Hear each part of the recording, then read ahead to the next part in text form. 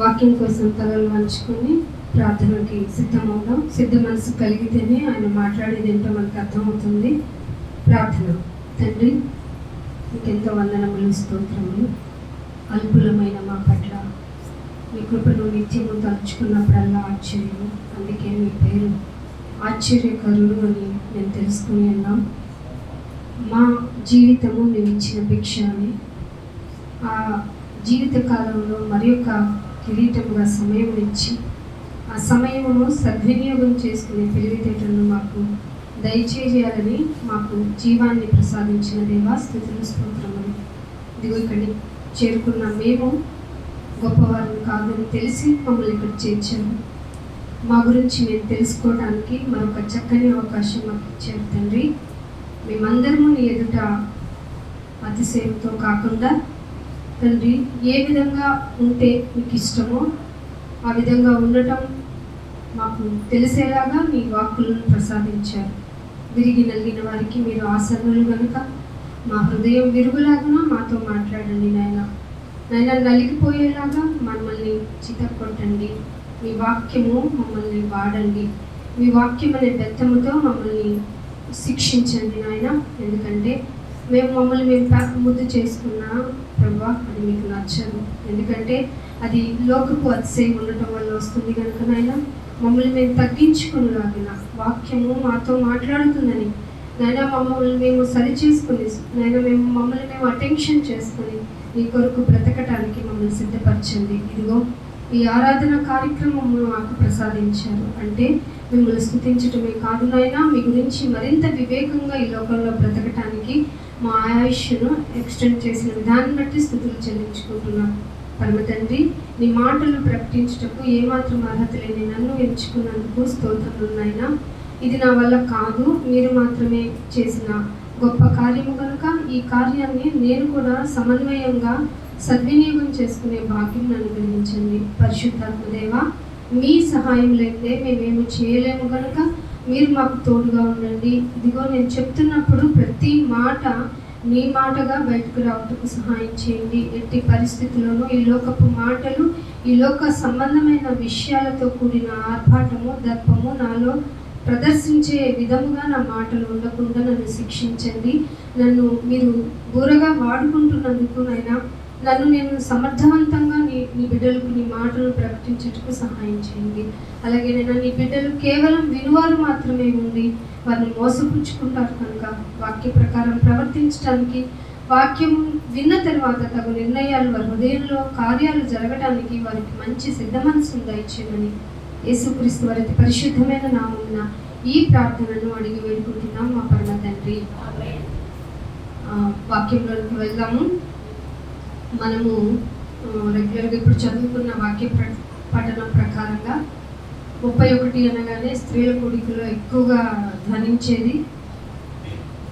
ఇక్కడ అందరూ గమనించేది ఏంటంటే, మనుష్యులు బైబిల్లో ఒక వర్సెస్ ఆడవాళ్ళకి, ఒక వర్సెస్ వచ్చి మగవాళ్ళకి, కొన్ని యవనస్తులకి, కొన్ని వృద్ధులకి ఇలా డివైడ్ చేస్తారు. కానీ ఒక ఫ్యామిలీ నేచర్లో స్త్రీలే ఉంటారా, పురుషులే ఉంటారా?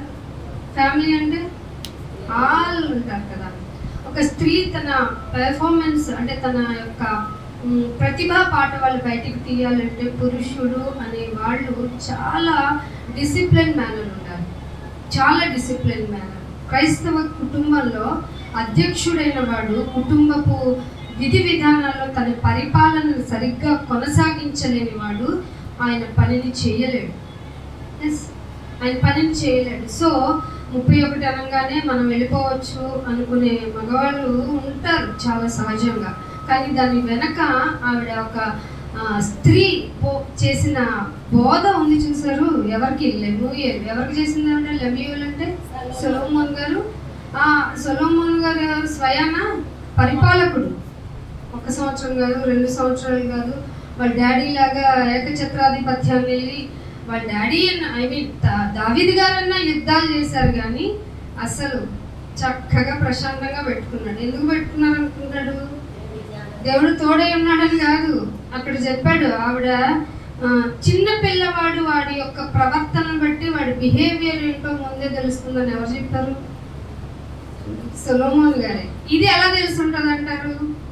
అమ్మ నాన్న నేను కోరికలు మొక్కుకొని నేను కన్నానరా. 31 అదే కదా స్టార్టింగ్ వచనాల్లో. ఒకసారి చూడండి. మొదటి, నా కుమారుడా నేను ఏమని చెప్పాలి నీకు? 2వ వచనం, నా కన్న కుమారుడా నేను ఏమని చెప్పను? ఇంకా 2 టైమ్స్ చెప్తాను. నీకు అన్నీ తెలుసు, ఎందుకంటే నన్ను అబ్జర్వ్ చేస్తూ ఉన్నావు, నన్ను గమనిస్తూ ఉన్నావు, నీకేం చెప్పను, కానీ I have to reminder so very very important things అని చెప్పింది. ఏంటంటే ఒకటి, నీ బలాన్ని ఎవరికి ఇవ్వద్దు. ప్రపంచంలో పెద్ద జబ్బు ఇదే. మామూలుగా హత్యలు జరుగుతున్నాయి, నేరాలు జరుగుతున్నాయి, ఇవన్నీ జరుగుతున్నాయి కదా. వాట్ ఈస్ ద రీజన్ అంటే, సెకండ్ రీజన్లో ఏమొచ్చిందో తెలుసా? అక్రమ సంబంధాలు. ఏ సంబంధాలు? బైబిల్ దగ్గరికి వస్తే చించేస్తుంది అంతే మనల్ని. చూపు జాగ్రత్త అంటే చాలు కదా మన జీవితం, అక్కడే పట్టేసుకుంటాడా లేదా?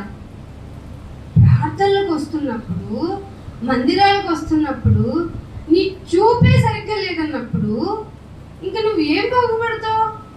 మనం వైద్యం చేయించుకోవడానికి వెళ్ళాం, డాక్టర్ చెప్తాడు సో అండ్ సో జబ్బు ఉండింది, నువ్వు ఈ పదార్థాలను అసలు తీసుకోవద్దు అని చెప్తారు డాక్టర్ గారు. చెప్పి కొన్ని మెడిసిన్స్ ఇస్తారా?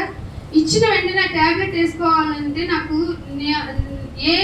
ఏవైతే నన్ను తినొద్దన్నారో ఆ ఫుడ్ ఐటమ్స్ తెప్పించుకొని నేను తిన్నాను అనుకోండి, జబ్బు తగ్గుతుందా పెరుగుతుందా?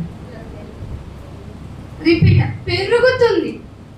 అలాగే మందిరానికి వచ్చిన తర్వాత ఏది మానుకోవాలో అది మానుకోకుండా, ఏం చెయ్యొద్దన్నారో అది చేయకుండా, వాక్యం చెప్పేది గోడలకి వస్తువులకి అనుకొని నాకు మాత్రం కాదు, నేను బాడీని మాత్రం ఇక్కడ ప్రజెంట్ చేస్తాను, నా జీవితం అంతా నా ఇష్టానుసారంగా గడుపుతాను అంటే జబ్బు పెరిగినట్ట తగ్గినట్ట?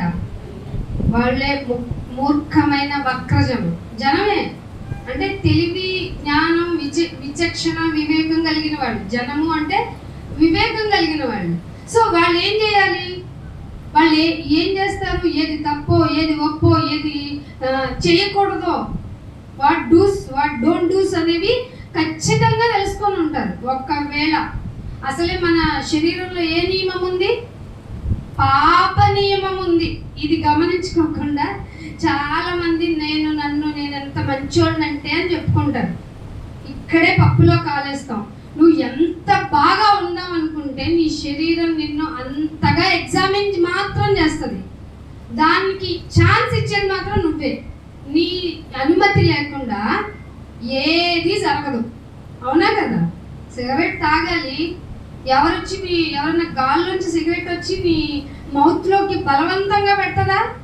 నీ చేతులతోనే కొనుక్కుంటావు, ముట్టిస్తావు. అసలు మామూలుగా నోటితో వదలటం కాదు, ముక్కులతో కూడా వదిలేస్తావు. అది ఎవరి ద్వారా జరుగుతుంది? ఫర్ ఎగ్జాంపుల్ ఇది ఇలా చెప్పుకుంటూ పోతే ప్రతి క్షణం నువ్వు చేసే యాక్టివిటీ ఉంది చూసావు, అది నీ అనుమతితోనే జరుగుతుంది. కానీ అవన్నీ ఎవరి మీద వేస్తాం? సాతాను.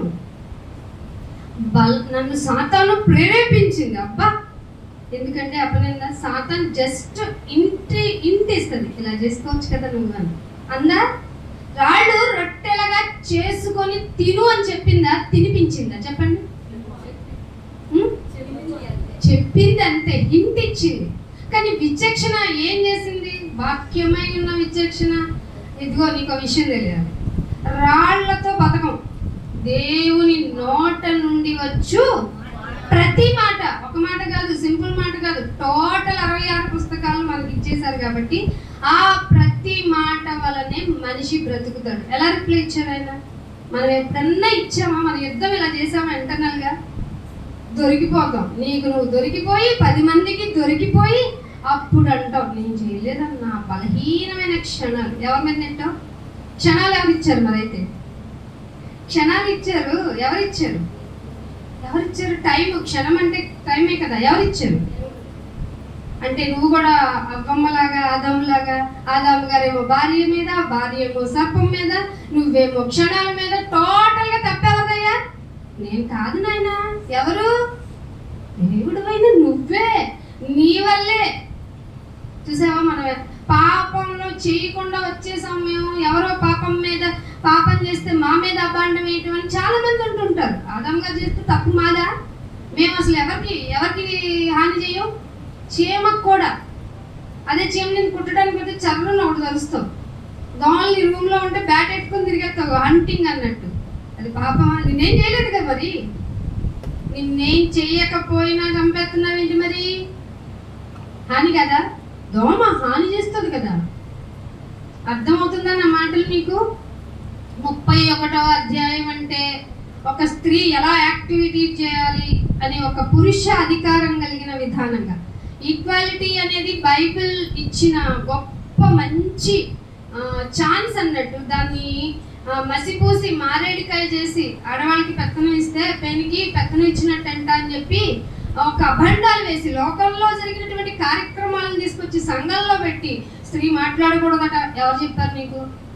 స్త్రీ మాట్లాడకూడదు అంటే దేవుడు మొన్నసారి నాకు రిమైండర్ చేశాను. బయట మేము వేరే చోట ఓపెన్ మీటింగ్లో చెప్తున్నప్పుడు మేబీ నువ్వు ఇంకో విషయం మర్చిపోయావు. బల్ల తీసుకుంటున్నప్పుడు ఒక మాట చెప్పబడింది కదా, ప్రచురపరచమని. మరి అప్పుడు టేబుల్ ఎవరు తీసుకుంటున్నారు? ఓన్లీ పురుషులు ఒక్కళ్ళే తీసుకుంటున్నారా? లేదు కదా. మరి స్త్రీలు కూడా తీసుకుంటున్నారు కదా. అయితే మీరు ఒక కండిషన్ చెప్పాలి, స్త్రీలు మాట్లాడకూడదు, బల్లలో చేతులు స్త్రీలు వేయకూడదు. ఈ ఆప్షన్ ఎందుకు రాలేదు మరి? కదా. ఇలా అడిగామనుకోండి, అందుకేనండి మిమ్మల్ని మాట్లాడనియ్యము అంటారు.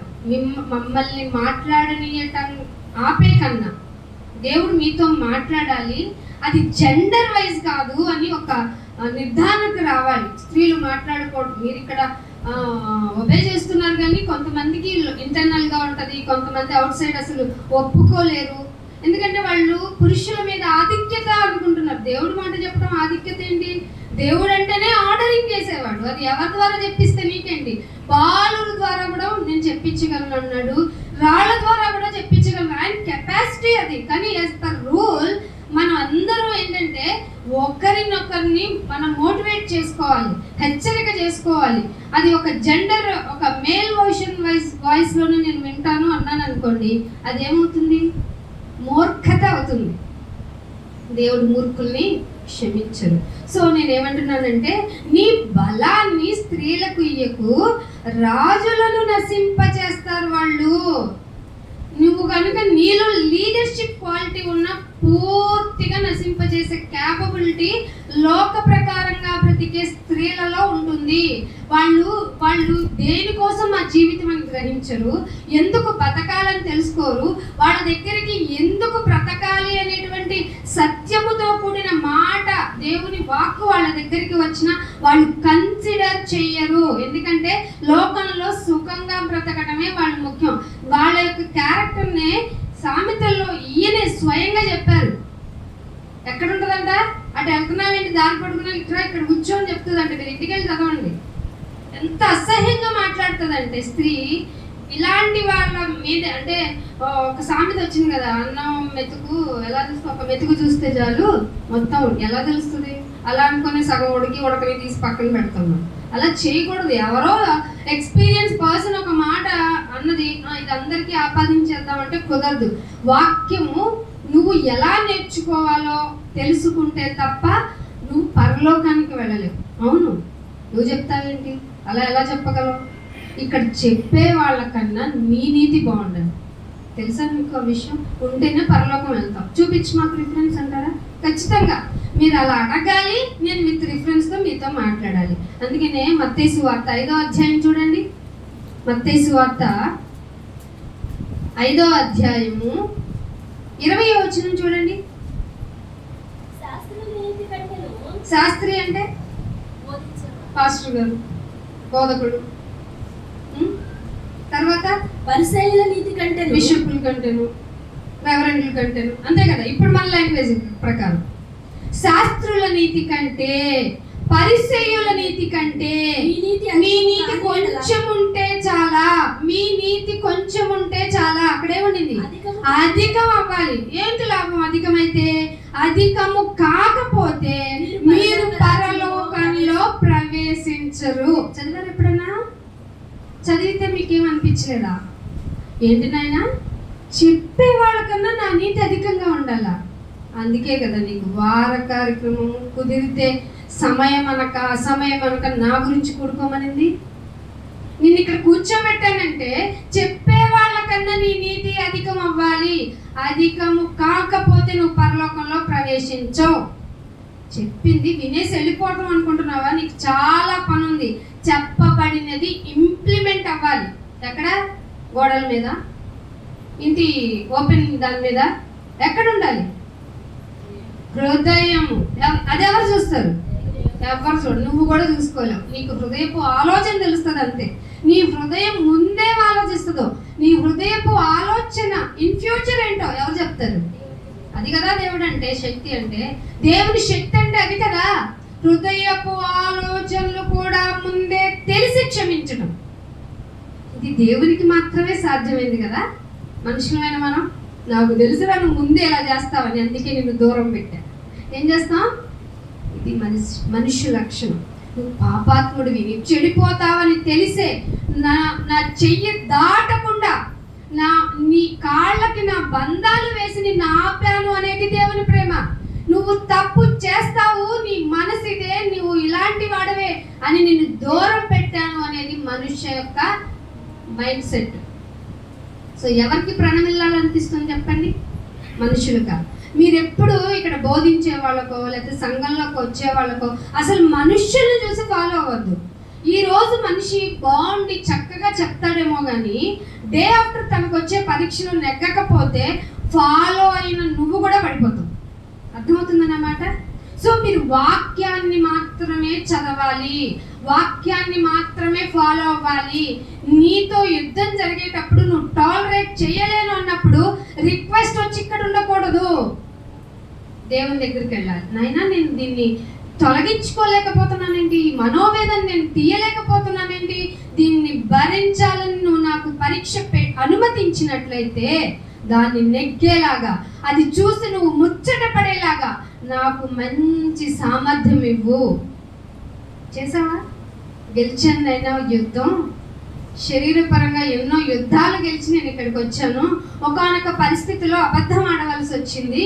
అబద్ధం ఆడితే నాకు చాలా ప్రాఫిటబుల్గా ఉంటుంది, లైఫ్ స్మూత్గా లీడ్ అయిపోద్ది, నేను చాలా లాభాన్ని తెచ్చుకునేదాన్ని వాడిని అయిపోతాను. ఈవెన్ దో నేను అబద్ధమే ఆడలేదు, దిస్ ఈజ్ మై విక్టరీ. చెప్పావు ఎప్పుడన్నా ఆరాధనలో? నాయనా ఒకనొక బలహీనమైన క్షణము, అది జరిగినా జరగకపోయినా ఏమంత ప్రాబ్లం ఉండదు, కేవలం నా గొప్ప కోసమే నేను అక్కడ నా ఆడంబరత్వాన్ని, నా డంబాన్ని ప్రదర్శించడానికి నా మాటలు యూజ్ చేశాను. దయతో ఇది నా బలహీనత. ఈవెన్ దో నాకు లైఫ్ స్పాన్ అనేది ఎక్స్పాండ్ చేశావు, అందుకు థ్యాంక్ యూ నైనా. అందుకే ఏమి ఇవ్వలేని నేను నా జిహ్వఫలాన్ని ఇస్తున్నాను. ఇదే కదా నీకు ఇష్టమైంది. చేసావా ఇలాగా ఆరాధన? ఎంతసేపు ఆడే నుండి ఈడే కాపాడాడు. What is the use? ఇది అడుగుతున్న దేవుని తరపు నుంచి. ఏంటి లాభం? నువ్వేమి ఆయన కొరకు ప్రత్యేకంగా బ్రతికి చూపించావు? నీ బ్రతుకులో ఆయన ఇచ్చిన జీవితాన్ని నువ్వు ఏ విధంగా ఇంప్లిమెంట్ చేసి ఇక్కడికి వచ్చావు? మళ్ళీ పాత బతికేనా? పాత సంచిలో కొత్త ద్రాక్షారసం వేస్తే ఏమవుతుంది? ఫెర్మెంటెడ్ అయిపోతుంది, పంచీలు. పాత తిత్తిలో కొత్త ద్రాక్షారసం పోసినంత మాత్రాన ఏం ఉపయోగం ఉండదు. సో సంచి ఏమవ్వాలి? క్రొత్తదవ్వాలి. క్రొత్తదవ్వాలి అంటే ఆయన ఇచ్చే మనసుని నువ్వు అంగీకరించాలి, నువ్వు ఆయన్ని ఒప్పుకోవాలి. ఒకరోజు ఒప్పుకుంటే సరిపోతుందా? సరిపోదు. సో శాస్త్రుల నీతి కంటే, పరిచయుల నీతి కంటే, నీకు చెప్పేవారి నీతి ఎందుకు ఇలా చెప్పాడు అంటే, వింటున్న నీకు ఎక్కువ టైం ఉంది నిన్ను నువ్వు ఇంకా చేంజ్ చేసుకోవడానికి. నువ్వు అధికము కాని ఎడల పరలోకంలో ప్రవేశమే లేదు. ఇది ఎవరు చెప్పారు అంటే నిజమే కదా, యేసుప్రభు వారి మాట ఇది. అందుకనే అమ్మ చెప్పింది, లెవియలు నీ బలాన్ని ఎవరికి ఒక ట్రెండ్ కదా. ఇప్పుడు ఎక్కువ మంది అబ్బాయిలు కానీ అమ్మాయిలు కానీ వాళ్ళ యొక్క ఫ్రెండ్షిప్, వాళ్ళ యొక్క లివింగ్ రిలేషన్స్ ఎక్కువ మందితో ఉంటే గొప్ప అనుకుంటున్నారు. కానీ బైబిల్ ఏం చెప్పింది తెలుసా? నీ బలాన్ని స్త్రీకి ఇవ్వకుండా ఉండటం గొప్ప. ఎవరు చేసి చూపించారు ఆ విషయాన్ని గుర్తుందా మీకు? పాత నిబంధనలు, ధర్మశాస్త్రం కూడా. నేను చూస్తున్న దేవునికి భయపడుతున్నాను. అక్కడ తనకి ఏ రిస్ట్రిక్షన్ లేదు, ఇంటి యజమాని కూడా లేడు. నీకు అర్థమవుతుందా? ఎవరికి భయపడ్డాడు మరి? నన్ను చూస్తున్న దేవునికి నేను ఎక్స్ప్లెనేషన్ ఇవ్వాలి. అసలు ఇలా ఉందా మన క్రైస్తవ జీవితం? మన వల్లే దేవుడు ఏమవుతున్నాడట? అన్యుల్లో ఇంకెలా మారుతారు వాళ్ళు? నీ బతుకు నా బతికే ఆయన పేరుని ఎలా చేసే, డిస్ట్రాయ్ చేసే విధంగా ఉంటే మనం వెళ్ళి అన్యులకి ఏం చెప్పగలం? అందుకే చాలా మంది ఇక్కడ వాక్యం అంటే వినడానికి ఇష్టపడరు. వాక్యం ఏం చేస్తుందంటే మన లైఫ్ స్టైల్ మీద ఇంప్లిమెంటేషన్ చేస్తుంది, రూల్ చేస్తుంది. ఒకవేళ మనం ఇది వినేసి బయటకు వెళ్ళిన తర్వాత నువ్వు సండే ఈ వాక్యం విన్నావు కదా, ఎందుకు ఇలా చేస్తున్నావు ఖచ్చితంగా అడుగుతుంది మన హృదయం. నీ హృదయము నీ మీద నేరము ఆరోపణ చేస్తుంది. నీ మీద నేరారోపణ చేయకుండా మనది భూమి మీద ఉన్నంతకాలం నేరారోపణ జరుగుతూనే ఉంటుంది నీ మీద. ఎవరి ద్వారా? నీ హృదయం ద్వారా. నీ హృదయం మీద నీకు నేరారోపణ జరుగుతుందంటే నువ్వు సరి చేసుకోవాల్సిందే. అందుకే దేవుడు ఏం చెప్పాడంటే సామెతల గ్రంథం 1వ అధ్యాయంలో, సామెతల గ్రంథము 1వ అధ్యాయం 9వ వచనం చూడండి. ఏవి పై వచనం చదవాలి. నా కుమారుడా, నీ తండ్రి ఉపదేశము, నీ తండ్రి ఉపదేశం. దేవుడు ఆయన్నే పూజించమన్నాడు. ఇదేం గోలా? అసలు జన్మనిచ్చింది ఎవరు? మనకి ఊపిరినిచ్చింది ఎవరు? మరి క్లారిటీ ఉందా మీకు? జన్మనిచ్చింది తల్లిదండ్రులు అయితే దానికి ఊపిరినిచ్చింది అమ్మ. కన్సీవ్ అవుతుంది, వెళ్ళిన తర్వాత స్కాన్ చేస్తే ఫీటల్కి హార్ట్ బీటింగ్ లేదండి. ఎందుకనండి? ఊపిరి ఇవ్వలేదండి దేవుడు. సో అబార్షన్ బెస్ట్ అండి.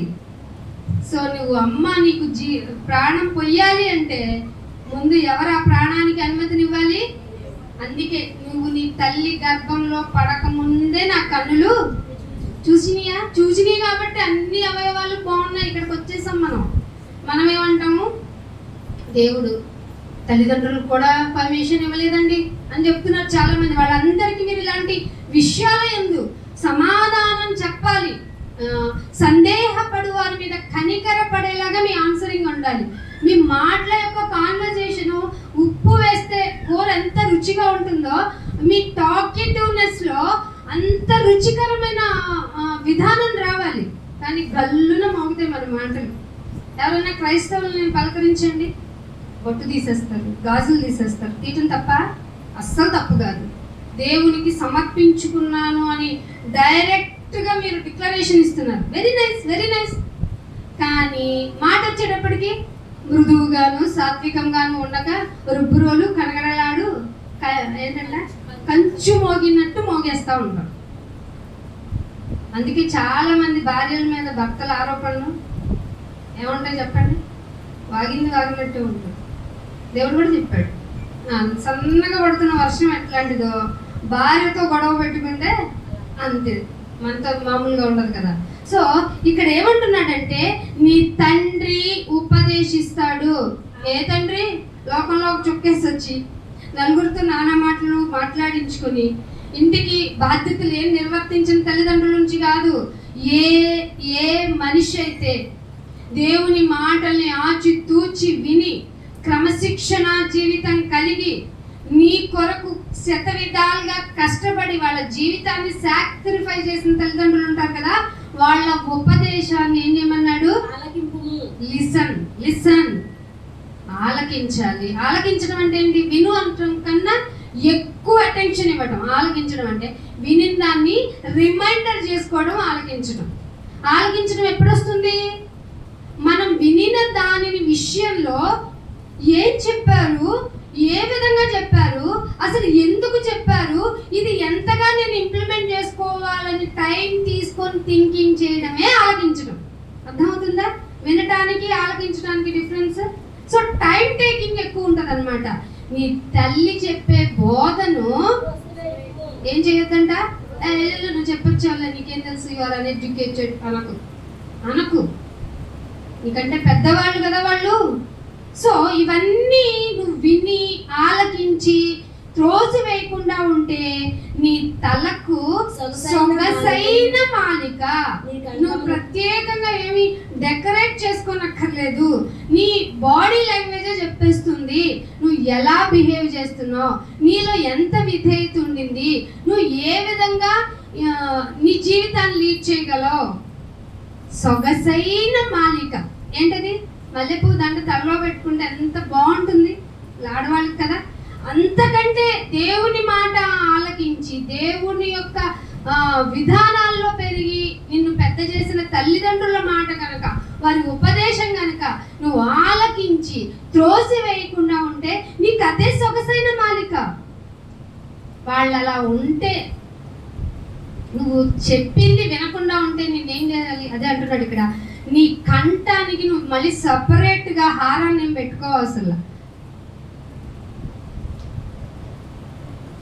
నీ కంఠమునకు హారమునై ఉండును. కొనుక్కున్నామా మనం నెక్లెస్లు, హారాలు కొనుక్కుంటాం, మనం బలహీనత అది. కానీ దేవుడు ఇచ్చిన హారం ఇప్పుడు వేయించుకున్నావా? అస్సలు వేయించుకో, ఇష్టం లేదు, కనపడదు కదా. విధేయత చూపించడం అనేది, ఒబీడియంట్గా నడుచుకోవడం అనేది అస్సలు కనపడదు, అస్సలు కనపడదు. ఎవరికి కనపడుతుంది అది? ఎవరికి కనపడుతుంది? దేవునికి తప్ప. అందుకే అంటున్నాడు, మీరు ఈ లోకంలో జీవించినప్పుడు మీరు బ్రతికే విధానం నిన్ను ద్వేషిస్తుంది. ఎందుకని? అది లోకం నన్నే ద్వేషించింది. ఎందుకని? లోకం నన్నెందుకు ద్వేషించింది అయ్యా అంటే, నువ్వేం చేస్తున్నావు అంటే తల్లిదండ్రులను సన్మానించు అంటే, కొరపాను ఉంది కదా, దానికి ఎంత వాల్యూ చెప్పండి, నేను అది ఇచ్చేస్తాను. తల్లిదండ్రుల్ని సన్మానించడం ఏంటి? దానికి కావాల్సిన దేవుడికి ఇచ్చేస్తున్నాం కదా అంటావు.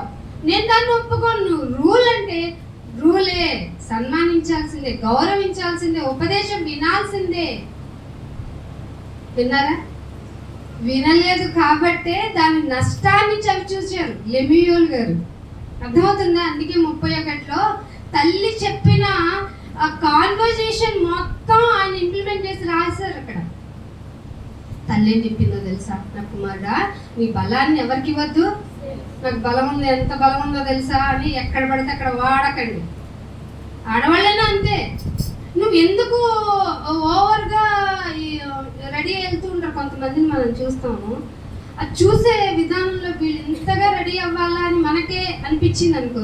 ఎందుకు ఎలా రెడీ అయ్యొచ్చో నేను అనుకో. అసలు ఫంక్షన్స్కి వెళ్ళను, దేనికి వెళ్ళను అనుకోకుండా ఒక మా ఫ్రెండ్ వాళ్ళ బ్రదర్ మ్యారేజ్కి వెళ్ళాలి. వాడు చిన్నప్పటి నుంచి తెలిసిన పిల్లాడు.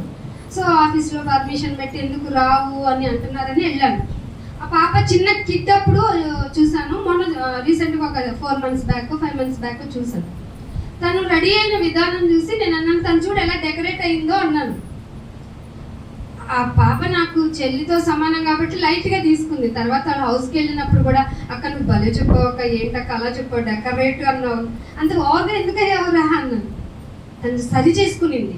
ఒక క్రైస్తవ కుటుంబంలో ఆ మాట ఆలకించే వాళ్ళు పాజిటివ్గా తీసుకుంటే ఇలా ఉంటాయి.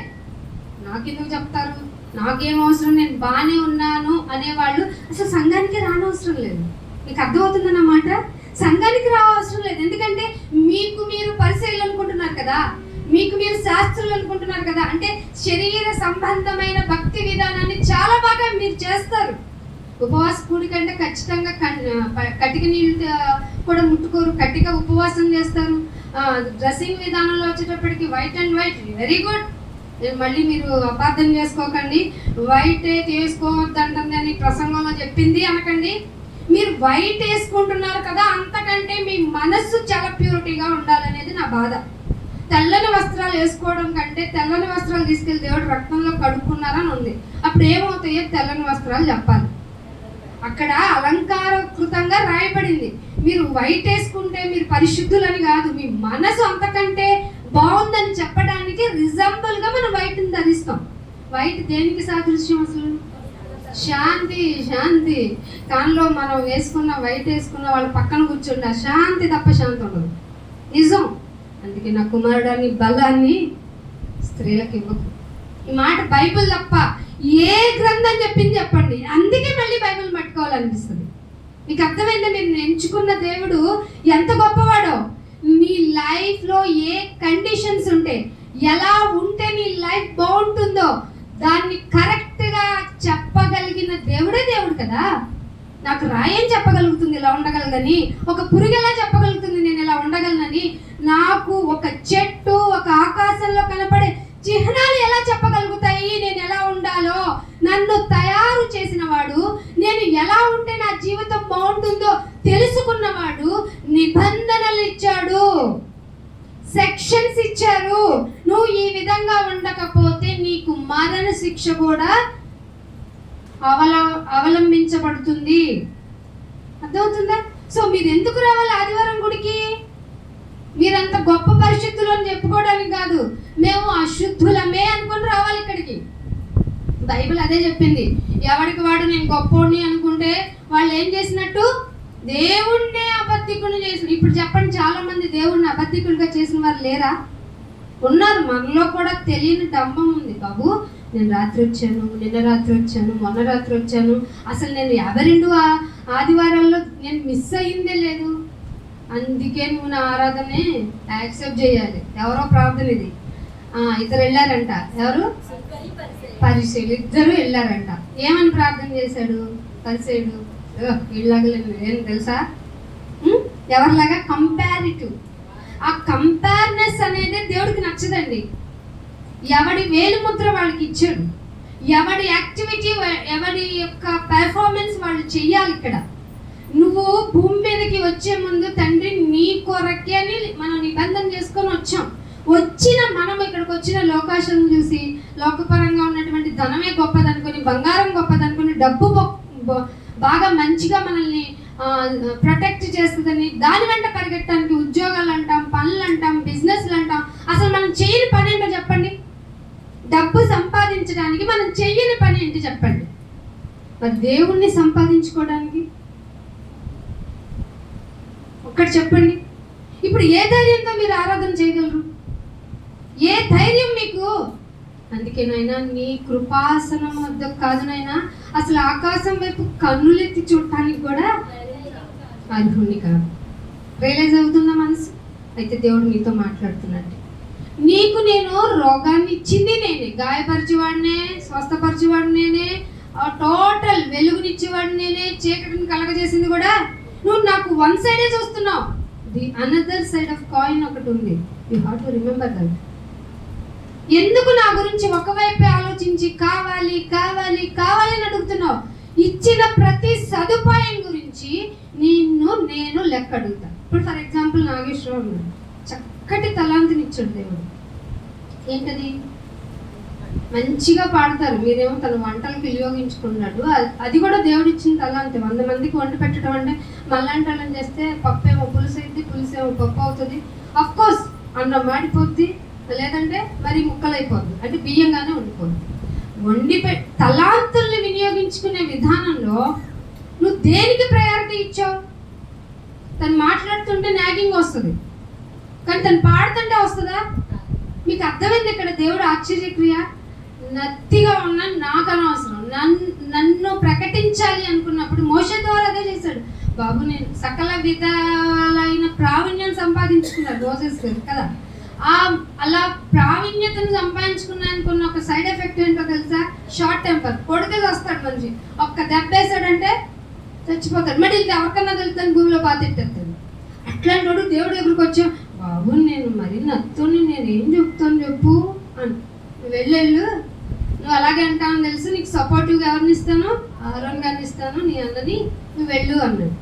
సో నేను వెళ్ళనని అట్లాగే ఇంట్లో కూర్చున్నాడు అనుకో, ఇశ్రాయేల్ విముక్తి కలిగేదా?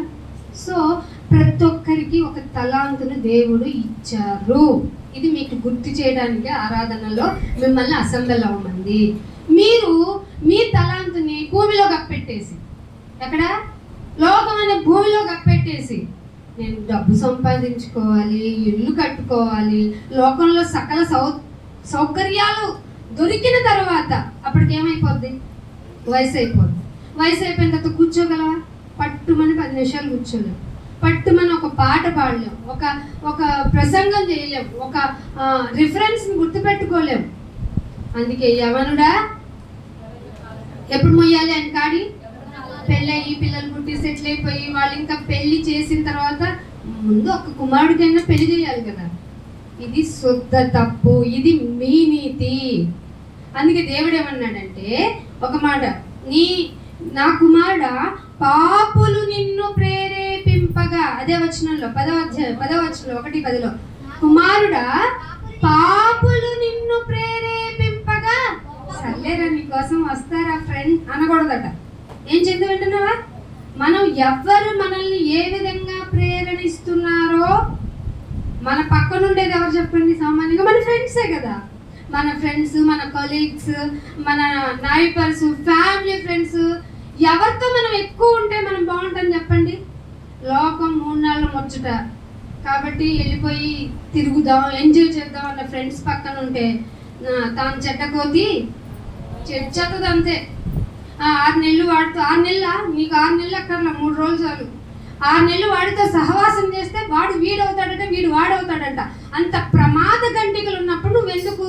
నీకంటూ ఒక బ్యారియర్ ఉండదా? ఉండలేదు కాబట్టే సొలొమోను చెడిపోయాడు. చూడండి 1వ రాజుల గ్రంథము 11వ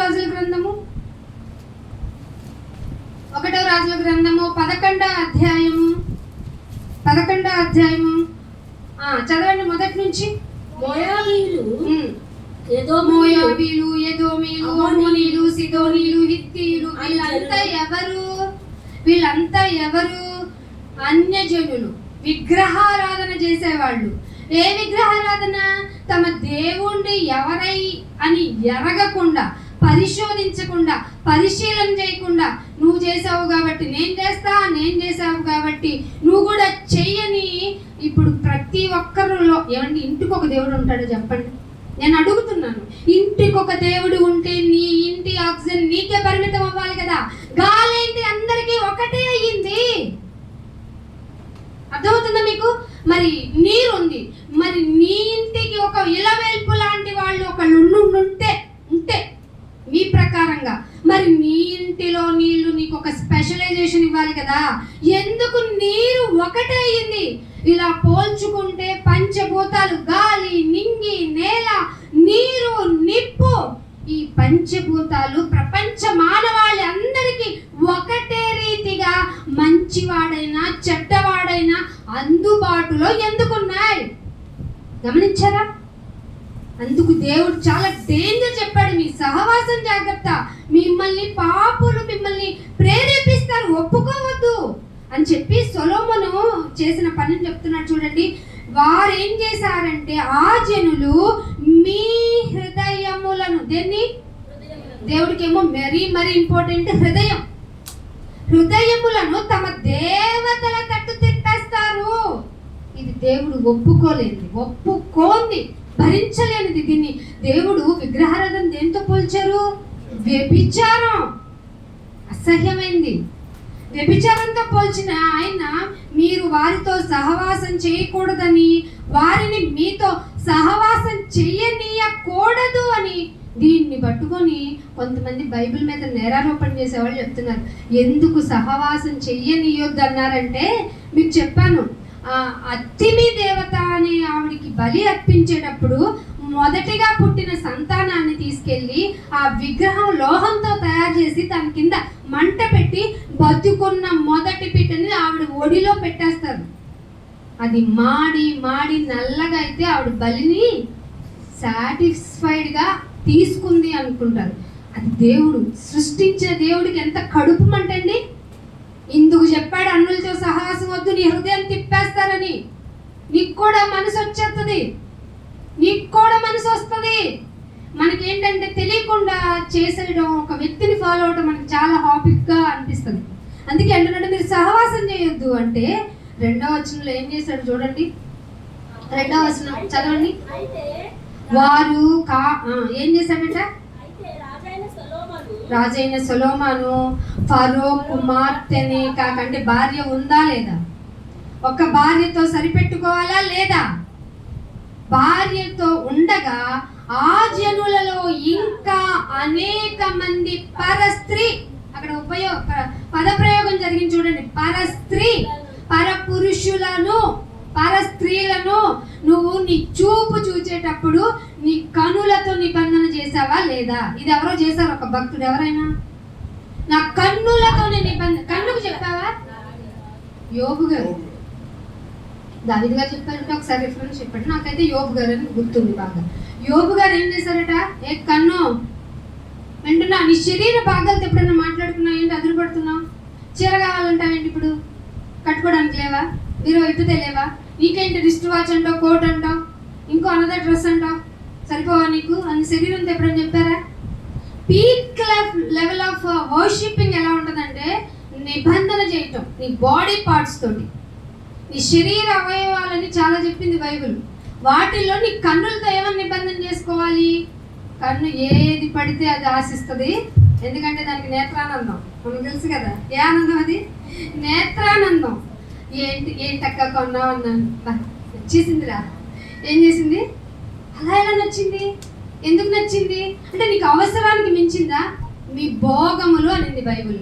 మీలో యుద్ధములు పోరాటములు, ఎఫ్ఎస్సీ పత్రికలో 6వ అధ్యాయం ఉంటుంది కదా. మీలో యుద్ధములు పోరాటములు ఎందుకు అయ్యా అంటే మీరు భోగముల నిమిత్తం. యుద్ధాలు ఎందుకు జరుగుతున్నాయి? భోగం. మించి మించి మించి. Cooler okay, AC okay, centralised భోగమే కదా, భోగమే కదా. కొంచెం కూడా ఎండను భరించలేని పరిస్థితులు ఎందుకు వచ్చినంటే ఎల్లోని వల్ల అంటాం, భరించుకోలేను. ఇదే శరీరం ఆఫ్టర్ డెత్ గా బాడీ అయిపోయిన తర్వాత తీసుకెళ్ళి ఎక్కడ పెడతారు చెప్పండి? గాలి ఉండదు, వెలుతురు ఉండదు, నీరు ఉండదు, చీకటి కటికమయం. పైగా దానికి ఊపిరి ఉండదులే, మట్టేసి కప్పేస్తుంది. ఈ శరీరానిక ఇన్ని సకల సౌకర్యాలు కల్పించాం. అందుకే అంటున్నాడు, అనేక మంది పరస్త్రీలను మోహించి. బైబిల్ ఏనండి, ఏదైనా మాట్లాడాలంటే బైబిల్, ఇంతకు మించి లేదు. మోహించి ఏ ఆతృత ఉందంట అయ్యగారికి? కామాతృత. ఇప్పుడు లేడీస్ కూడా దానికి తగ్గట్టుగా తిరుగుతున్నారు. మొన్నే ఏలూరులో ఒక హత్య జరిగింది కదా. ఎవరితో ఆవిడకి రిలేషన్ ఉందో తెలుసా? పాలు పోసేవాడు, అప్పిచ్చాడట.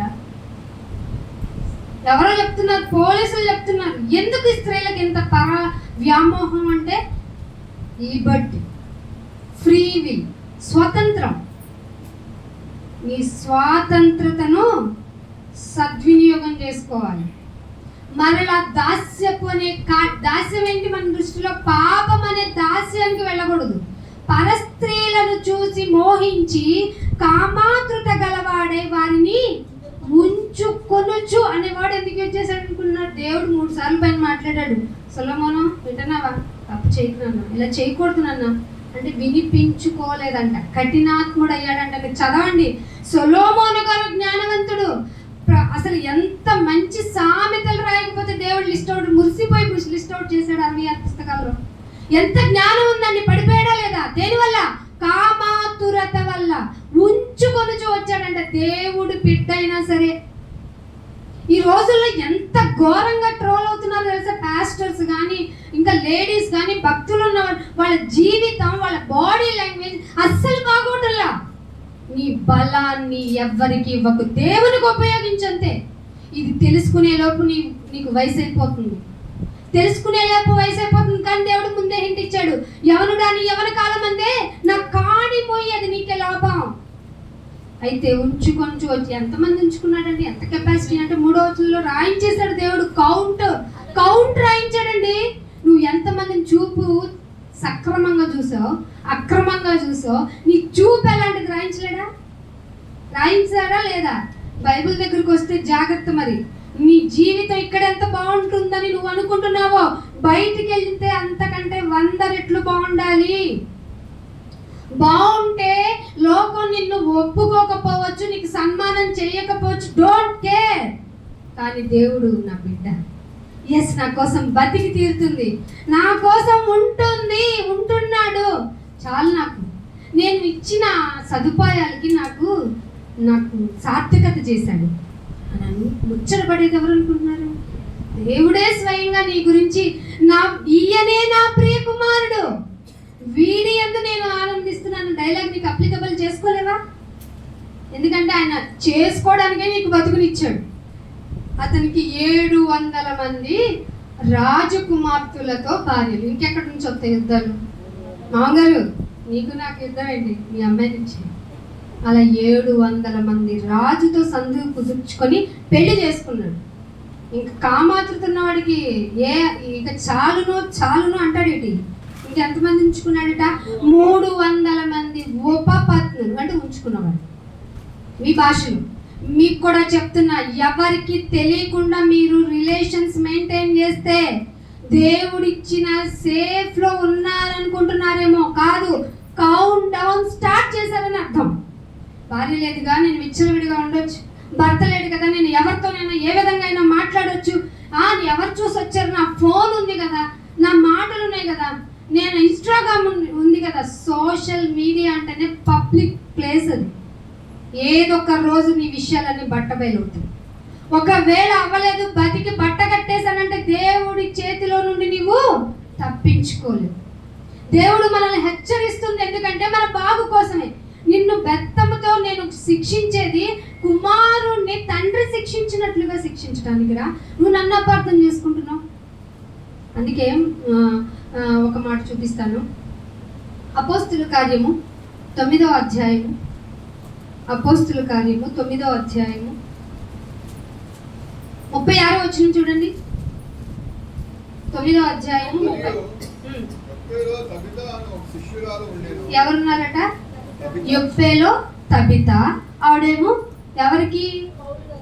శిష్యురాలు. మీరందరూ లోకమునకు వెళ్ళి నన్ను శిష్యులుగా తయారు చేయండి అని అపోస్తులకి చెప్తే తయారు చేయబడిన తబిత ఉండింది. భాషాంతరం ట్రాన్స్లేటెడ్ గా ఆవిడ పేరేంటంట? దోర్కా. తబిత అనే ఈ దోర్కా గారు ఆవిడ ఏమేం చేశారట చూడండి. ఆమె సత్క్రియలను, రెండు కలిపి ఒకటే కదా, సత్క్రియ వేరు, ధర్మ కార్యం వేరు. అమ్మ ఆవిడ ఉంది చూసావు, పిల్లికి బిచ్చం కూడా పెట్టదు. పిల్లికి బిచ్చం పక్కన పెట్టండి, అత్తమామలు కూడా చూడదు. ఎవరి గురించి టెస్టిమోనియల్స్ అన్ని సంఘానికి వచ్చి బల్ల తీసుకుంటూ ఉంటారే వాళ్ళకి. అసలు నువ్వు నీ ఇంటి వారిని మర్చిపోవాలి నీ వివాహం అయిన తర్వాత. బైబిల్ చెప్పింది, నేను కాదు. ఎందుకంటే ఇంటి వారిని మర్చిపోకపోతే ఇంటి వారిని విడిచి వచ్చిన ఇల్లు నీదనుకో. చాలా మంది ఇంటిని మర్చిపోరు. రక్త సంబంధం అని ఊరికే తీసుకుంటారు, కానీ అస్సలు పెట్టుకోకూడదని బైబిల్ చెప్పింది. కానీ మనం అలా అని బైబిల్ ఎప్పుడు ఒక విషయాన్ని 2 విధాలుగా చెప్తారు. నీ మంచి కోసం చెప్తుంది, సమాజ శ్రేయస్ కోసం చెప్తుంది, నువ్వు ఎక్కడ ఏ విధంగా అది ఇంప్లిమెంట్ చేయాలో కూడా చెప్తుంది. సో ఇక్కడ ఏమంటున్నాడంటే ఈవిడ చేసిందట సత్క్రియలను ప్లస్ ధర్మ కార్యాలను. సత్క్రియ అంటే ఏంటి? మీరు ఇన్నాళ్ళ నుంచి కొంచెం వింటున్నారు కదా. సత్క్రియ అంటే ఏంటి? అన్నదానమా? ఇంకేంటి? ఈ సమ్మర్ కాబట్టి బటర్ మిల్క్ దానమా? ఇంకా చల్లని పానీయములా? చెప్పండి, మీకు తెలిసింది ఏంటి సత్క్రియ అంటే? సత్యముతో కూడింది. సత్యం అనగా ఎక్కడుంది రిఫరెన్స్? యోహాను సువార్త చదివిద్దాం, మీకు ఇది అర్థం అవ్వాలి. యోహాను సువార్త 17వ అధ్యాయము 17వ వచనం చూడండి. సత్క్రియ అంటే ఏంటో అర్థమవుతుంది. యోహాను సువార్త 17వ అధ్యాయము 17వ వచనం. సత్యమందు వారిని ప్రతిష్ఠ. ఏంటి నాయన ప్రతిష్ఠ? గుడి ప్రతిష్ఠ తెలుసు, కానీ సత్యం ప్రతిష్ఠ నాకేం తెలియదు ఏంటి? అయ్యో నేను బైబిల్ చదవలేదని నాలుగు ఖర్చుకున్నా అప్పుడు కుదరదు. నువ్వు పుస్తకములన్నీ చదివి తీరవలసిందే. నీకు చదివే టైం నీ మనసు నీకు ఇవ్వదు కాబట్టే నువ్వు ఆదివారం గ్యాదర్ అవ్వు. ఎందుకంటే ఆ రోజే నువ్వు లీజర్ గనక, నువ్వు ఖాళీగా ఉంటావు గనక. మీరు సోషలిక్ గా ఆ రోజునే హాలిడేని డిక్లరేషన్ ఇచ్చుకున్నారు గనుక రేపు ఫర్ డే మన గవర్నమెంట్ ఆర్డినెన్స్ ప్రకారం Sunday is not holiday, Monday holiday. అంటే you have to come on Monday also. మీ మైండ్ని ఒక్కదానికి ఊరికి మూర్ఖంగా పరిశీలిలాగా శాస్త్రంలాగా పెట్టకండి. ఎప్పుడంటే అప్పుడు సమయం అనక అని చెప్పింది బైబిల్. సో నువ్వేం చేయాలట? సత్యమునందు వారిని ప్రతిష్ఠ చెయ్యము. సత్యమనగా చదవండి అందరూ ఒకసారి. సత్యమనగా నీ వాక్యమే సత్యము. మరి సత్క్రియలు అనగా వాక్యముతో కూడిన క్రియలు. శిష్యురాలైందంటే సత్యపు క్రియలు ఏం చేసిందంటారు? మరి తన ఇంటి వారినే రక్షించేసుకుంది. నీ ఇంటి వారు రక్షింపబడలేదు అంటే ఏంటో కారణం మేబీ నువ్వు నేనేనేమో. నీ భర్త మూర్ఖత్వాన్ని ప్రదర్శిస్తున్నాడంటే కారణం నువ్వేనేమో. ఎందుకంటే మూర్ఖ ప్రవర్తన ఉన్న భర్తని నీ యొక్క యాక్టివిటీస్ ద్వారా మార్చుకోగల కెపాసిటీ ఉంది, వాక్యం కాదు, నీ క్రియ ద్వారా. అందా లేదా బైబిల్? విన్నారా? సో ఇక్కడ ఏం చేసిందంటే ఆమె సత్క్రియలు ప్లస్ ధర్మ కార్యములను బహుగా ఆరాధన చేస్తున్న నీకు ఈ క్వాలిఫికేషన్ వెరీ వెరీ ఇంపార్టెంట్ అని తెలుసా? బల్ల తీసుకుంటున్న నీకు నీ యొక్క యాక్టివిటీ ఏంటో తెలుసుకొని డ్యూటీ చేసి వచ్చి జీతాన్ని పొందాలని తెలుసా? వాని క్రియల చొప్పున జీతం వారికి రెడీగా ఉంది. ఏం విత్తుతావో దాన్నే కోసి తీరుతాం. ఏం విత్తావు? ఇప్పటి వరకు నాకు తెలిసి అందరూ శరీరపరంగానే ఇస్తారు.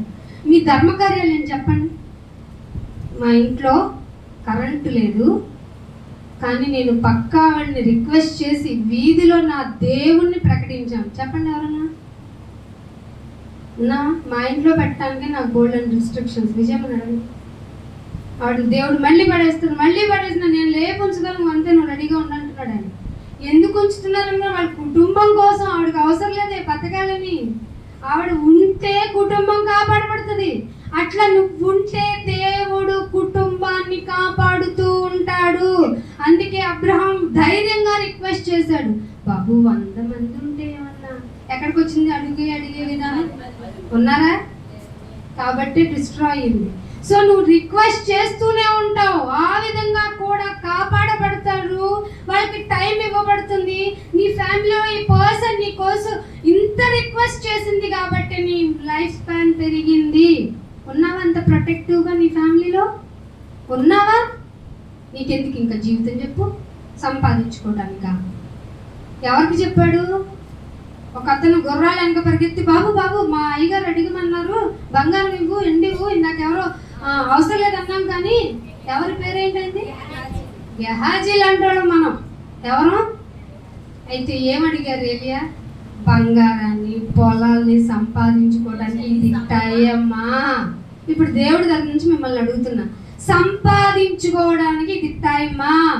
ఎందుకంటే ఆఖరి గడియలు బూరధ్వని శబ్దము, ఆఖరి ఏంజిల్ దూత యొక్క అలార్మింగ్ నీకు మోగుతున్నప్పుడు ఇది అంటే ఉద్యోగం మానేయమంటావని రాకండి నా దగ్గరికి. దానికి ప్రయారిటీ ఇచ్చి దేవుని సన్నిధిని వదిలిపెట్టుకుంటున్నారు చూసావా? ఒక రోజు మీరు వద్దాం అనుకున్న టైం అనుకూలించదు, మీరు రాలేరు. ఇది శబ్దం చేసి చెప్తున్నా, మీకు అవ్వదు. ఎందుకంటే మీరు ఇక్కడ రారని తెలిసి ఆయన సన్నిధికి నిన్ను రానికుండా నిన్ను ఏ విధంగా బంధించాలో ఆయన తెలుసు. అందుకే మిమ్మల్ని నేను భ్రష్టాత్మకి అప్పగించాను. రోమిలికి రాసిన పత్రికలు. అందుకే కీర్తన 147వ కీర్తన ముగింపు దగ్గరకు వస్తున్నాను. మాటలు వినండి. మీరు ఆరాధనకి మీ టేబుల్ తీసుకోవడానికి దేవుడు మీతో మాట్లాడుతున్న విధానాన్ని మీరు ప్రక్షాళన చేసుకునే సమయం కనుక ఆలోచించండి. 147వ కీర్తన 11వ వచనం చూడండి. తన యందు ఏముండాలి?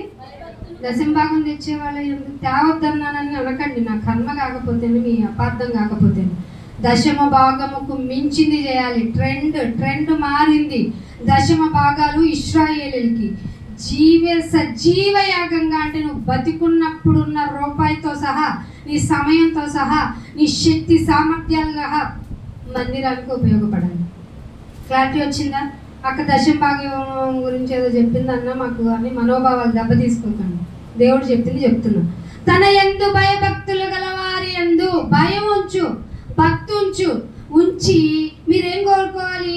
నాయనా నీ కృప ఉంటే చాలు అని కనిపెట్టుకుంటూ ఉంటే, ఇది ఇచ్చే అది ఇచ్చే కాదు. మీరు పెడుతూ ఉంటారు కదా గొంతెమ్మ కోరికలు అంట. అంటే ఏంటి? తీరని కోరికలన్నీ దేవుడి దగ్గరికి వచ్చి అడుగుతూ ఉంటారు. అలాంటి వారి కోసం కాకుండా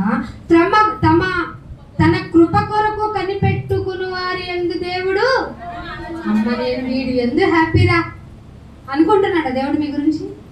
అనుకుంటున్నాడా మీ గురించి? ఏమనుకోడు. మీ మనస్సు తెరిస్తే, నేను ఎందుకు తెరుస్తాను నాకు తెలియదు కదా, నేను కూడా మనిషినే కదా. ఎవరు తెరుస్తారు? నీ మనసు ఎవరు చూస్తారు?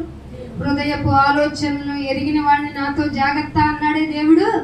వాడు చూసి మరి పేతురు నా కోసం ప్రాణాన్ని ఇస్తానంటున్నావు కదా, కోడి ఎన్నిసార్లు కుడుతుంది కౌంట్ చేసుకో. నువ్వు మళ్ళీ 3 సార్లు కూసేలోపు నువ్వేమంటావు? నువ్వెవరో నాకు తెలియదు అంటావు. అంటాడు. ఇది నీ మనసు అలాంటిది నాన్న పేతురు అన్నాడు. సైలెంట్గా ఉన్నాడంట, పట్టించుకోలేదు, సైలెంట్గా ఉన్నాడు. కరెక్ట్గా ఎప్పుడైతే కోడి కూస్తుంది, కూసిన తర్వాత ఒక చిన్నది వచ్చి ఎవరు నువ్వు ఆయనతో తిరిగినాడు కదా అంటే ఆయన ఎవరో నాకు తెలియదు, సందర్భం నిన్ను తప్పు చేసేలాగా చేస్తుందని తెలిసిన ఆయన నిన్ను భూమి మీదకి తీసుకొచ్చి నీకు ఇలా జరుగుతుంది, దీనికి ప్రాయశ్చిత్తం నేనే చేసుకున్నాను, నువ్వేం లేదు, జస్ట్ నా ద్వారానే తప్పు జరిగిందని ఒప్పుకో. అర్థమైందా? నోటితో ఒప్పుకుంటే రక్షింపబడుతుంది. అర్థమవుతుందా? నోటితో ఒప్పుకోవాలి, తప్పు నాదనాలి, నేరం నాది కాదు, ఆకలి అనకూడదు.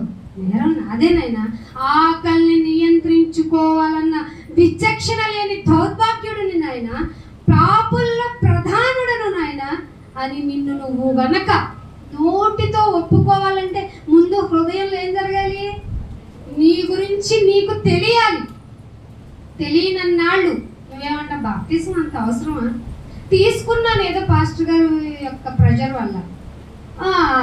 టేబుల్ తీసుకోవడం ఏముంది? ఒకసారి తీసుకున్నాడు అడగడు, ఎస్ నిజమే, ఒకసారి తీసుకున్నాడు అడగడు, తీసుకోకపోయినా అడగడు. కానీ రిజంబల్ దాని గుర్తు ఏంటంటే నన్ను జ్ఞాపకము చేసుకున్నటకు దీన్ని చేయడం చెప్పాను కదా. ఇది మీకు ఇచ్చిన క్రొత్త నిబంధన కదా. ఈ నిబంధన ప్రకారం నువ్వు పాటించడం లేదు అంటే నేనంటే నీకు, నువ్వు కూడా నీ భక్తి ఎలా చూపించావంటే శాస్త్రిలాగా, పరిచయులాగా, అంటే లోకపరమైన భక్తి విధానాన్ని చూపిస్తున్నావు అంతే. అంతరంగ స్వభావం ఒకటి ఉంటుంది కదా. ఇది మీరు మందిరానికి రావడానికి బయట ఉన్న భక్తి విధానాలు పాటించడానికి తేడా ఏంటంటే అంతరంగ స్వభావం రోజు రోజుకి మార్చుకోవాలి అన్న ఉద్దేశంతో రావాలి. అందుకే అంటున్నాడు, తన యందు భయభక్తులు కలిగి తన కృప కొరకు కనిపెట్టుకుని వారి ఎడల దేవుడు. మీరేమనుకుంటున్నారు? నీ కృప చాలు అని ఎవరైనా నోట నుండి అన్నా వస్తుందా? ఒక ఇల్లు కాదు, నేను అసలు అద్దెకైనా ఉంటాను, దేవుడు నాకు ఇచ్చాడు. ఆ బస్ స్టాండ్లో దగ్గరికి వెళ్తే వాళ్ళకి షట్టర్ లేదు. మొన్న ఈ మధ్య పెద్ద గాలులు వస్తున్నాయి కదా, వాళ్ళంతా ఎక్కడికి వెళ్ళి ఉంటారు? ఆలోచించారా? మనకేమో కరెంటు పోతే ఇన్వర్టర్ ఉంటుంది, ఫోన్లు ఉంటాయి, అన్ని జరుగుబాట్లు జరిగిపోతున్నాయి. మరి లేని వాడి గురించి ఏం ఆలోచించో? బెటరా కదా? ఇది లేదని అడుగుతావు, మళ్ళీ వచ్చి అది లేదని అడుగుతావు. అంతరంగ స్వభావం గురించి దేవుడు బాధ, దానికోసమే ఆయన బలైపోయారు. అందుకనే జెనిసిస్ ప్రోవెర్బ్స్ 12:4 చూడండి. సామెతలమ్మ 12 సామెతలు 12వ అధ్యాయము 4వ వచనం. ఏమిటట? ఎలిజిబుల్. ఎవరికి యోగ్యురాలు? తెలియకుండానే నేను జాయింట్స్ కి కూడా ఇది 31 వర్సెస్ అని చెప్పేలోపు వాక్యాలన్నీ స్త్రీ వైపే తిప్పబడుతున్నాయి. స్త్రీ యోగ్యురాలు అవ్వాలంటే ఇంట్లో ఎవరు యోగ్యులై ఉండాలి చెప్పాలి. మాకు తెలియదు, మాకు అవ్వదు. ఇంటి యజమానుడు బాగా రూల్ చేయాలి. యజమానుడు అని పిలిచింది సారమ్మ. నీకేమో ట్రెండ్ భర్తని పేరుతో పిలిస్తే పైగా మనం అంటాం మాకు అలా అలవాట్లేదు. పిల్లవటం మనం దేవుడికి ఇస్తున్న రెస్పెక్ట్. నా యజమానుడిగా ఈ లోకంలో ఇంకొక పర్సన్ నాకు యాడ్ చేసావు నా జీవితంలోకి. సో అతన్ని నేను ఎలా పేరుతో పిలవగలను? కొంతమంది ఏకవచనం, భార్యను కూడా ఏకవచనంతో పిలవటం సరదా సరదా, ఏమే అంటే ఇంకా సరదా మనకి. అందుకే అంటున్నాడు, యోగ్యురాలు తన పెనిమిటికి. ఎవరున్నారు కిరీటంగా? భార్య భర్త కిరీటంగా ఉందా? భర్త భార్య కిరీటంగా? అసలు మీరు కిరీటాలుగా మారారా? యోగ్యురాలు. ఏ విధంగా యోగ్యురాలు? దేవుని విషయంలో నీ కృప చాలు, నీ యందు భయభక్తులే నాకు చాలు అనుకున్న వారే ఆయనకి ఎలిజిబుల్. వాళ్ళ ఎందే ఆయన ఆనందిస్తారు. అలాంటి యోగ్యురాలు తన పెనిమిటికి కిరీటము ఎప్పుడు చూసి గొడవలు పెట్టి తందాలు పెట్టి గొడవలు తెచ్చి పెట్టుకొని ఊరికి నసలు పెట్టుకొని సిగ్గు తెచ్చి పెట్టేది ఎవరట? ఎముకలు కూడబెట్టేస్తుందంట. అంతే. లెమియోలకి అంత బాగా చెప్పింది కదా తల్లి, చెప్తే పడకుండా ఉన్నాడా? ఎంత కామాతృత తెచ్చుకున్నాడంట. సో మీకు ఇలాంటి ప్రవృత్తి రాకుండా ఉండాలి అంటే నా కుమారుడా, మీ బలాన్ని ఎవరికి ఇవ్వద్దు? ఏ స్త్రీలకు ఇవ్వద్దు? టైం పాస్ చేస్తూ ఉంటారే లోకంలో, వాళ్ళ యొక్క జీవితం ఎలాంటిదో తెలుసుకోకుండా మిమ్మల్ని కూడా పాడు చేయాలనుకుంటారే, ఆ స్త్రీలకు ఇవ్వద్దు. ఇదే సామెతల్లో 31లో 4వ వచనంలో చూడండి, ద్రాక్షరసము తాగుట రాజులకు తగదు. ఏ ద్రాక్షరసం? మనకి ఇప్పుడు ఇవ్వబడుతున్న ద్రాక్షరసం గురించి మాట్లాడుతున్నారు. మీరు ఏం చెప్తారు మరి? ద్రాక్షరసము అంటే తెలుగులోకి మనం తీసుకుంటే ద్రాక్షరసం అనే వస్తుంది. అదే ఇంగ్లీష్లో కింద ఏమంది చూడండి, వైన్ అని ఉంది. మీకు తెలుగు బుక్స్లో లేదు. ఇంగ్లీష్లో వైన్ని తెలుగులోకి ట్రాన్స్లేట్ చేస్తే ద్రాక్ష. ఇవి కూడా చెప్పలేకపోతున్నారండి క్రైస్తవులు. ఇవి కూడా చెప్పలేకపోతున్నారు. బాబు, దేవుడు వైన్ని తాగొద్దు అన్నారు, మేము ఫెర్మెంటెడ్ వైన్ తాగటం లేదు, మేము తాగుతుంది జస్ట్ రిజంబల్నెస్ కోసం. ఇది దేవుని యొక్క రక్తము అని రిజంబుల్గా గుర్తు పెట్టుకోవడానికి దేవుడు మాకు చేసిన త్యాగాన్ని మేము గుర్తు చేసుకొని ఎప్పటివరకు చేసుకుంటాం? జీవితకాలం చేసుకోవాలి. అంత గొప్ప త్యాగం జరిగింది మా పట్ల. నీ ఇంట్లో భర్త తప్పు చేస్తే క్షమిస్తావా? ఒకవేళ ఇది క్షమించు అని అడిగితే ఊరుకుంటావా? ఒకవేళ ఆ పాపాన్ని మానేసిన అనుమానించకుండా ఉండగలమా? ఇది మన స్వభావం. నువ్వు తప్పు చేస్తావని తెలిసి అన్ని సౌకర్యాలు నీకు ఇచ్చి తప్పు తెలుసుకొని ఆ బురద అంటించుకొని తండ్రి ప్రాహిమామంటే చాలు, నోటితో ఒప్పుకో, రక్షించబడతావని చెప్పిన దేవుని ప్రేమకు ప్రణమిల్లుతావా? మనుషుల్ని నమ్ముకొనుట కంటే, రాజులను ఆశ్రయించుట కంటే దేవుని యందు మీరు ఈ దేవుని యందు డిపెండ్ అయి బ్రతకండి. లైఫ్ చాలా బాగుంటుంది. మీరు మనుషుల్ని ప్లీజింగ్ చేసుకొని బెట్ చేసుకొని తీసుకున్న సౌకర్యాలు ఏ మాత్రం సాటిస్ఫై అవ్వవు, చెయ్యలేవు. మిమ్మల్ని దేవుణ్ణి అడగండి. అందుకే పాస్టర్ గారు కానీ ఎవరైనా మీరు దేవుణ్ణి అడగండి అని ఎందుకు చెప్తారు? ఆయన చేయలేము, ఎవ్వరూ ఏం చేయలేము. సో మీరు ఆరాధించేటప్పుడు మీరు ప్రవర్తించే తీరు ఆయనకి ముఖ్యం. మీరు మీ బలాన్ని ఎవరికి ఇస్తున్నారు అది ముఖ్యం. చేస్తున్న నీతి శాస్త్రుల నీతిలాగా ఉందా? అంటే మీ భక్తి శాస్త్రుల భక్తిలాగా ఉందా? ఆనాడు యేసుప్రభు వారు వారి భక్తిని చూసి ఆశ్చర్యపోయారంట. పొద్దునాలో కూడా ఏం తీశారు వాళ్ళు? ధనియాలు జీలకర్రలో కూడా దశంభాగ్యాలు తీశారు. తీసేసి దేన్ని మింగేశారు? వంటని మింగేశారు. అంటే హృదయంలో పచ్చి బురదతో నిండి ఉన్నారు, కంపుతో ఉన్నారు, అజితేంద్రియ తత్వంతో ఉన్నారు. అంటే గిన్నె బయటకు బాగానే ఉంది, లోపల ఎంత ఎలా ఉంది? గ్రీజీగా ఉంది. అంతకుముందు వండిపోయిన పదార్థాలు కుళ్ళిపోయిన ఫంగల్ మ్యాటర్తో ఉంది. అది ఫుడ్ మళ్ళీ వండుకోవడానికి పనిచేస్తుందా? సో మీరు మార్చుకోండి. మీరు మారితేనే దేవుడు మిమ్మల్ని యాక్సెప్ట్ చేస్తారు. ఒక మాట చూపిస్తారు. రెవల్యూషన్స్ ప్రకటన గ్రంథము 14వ అధ్యాయము. ప్రకటన గ్రంథము 14వ అధ్యాయము 13వ వచనం చూడండి.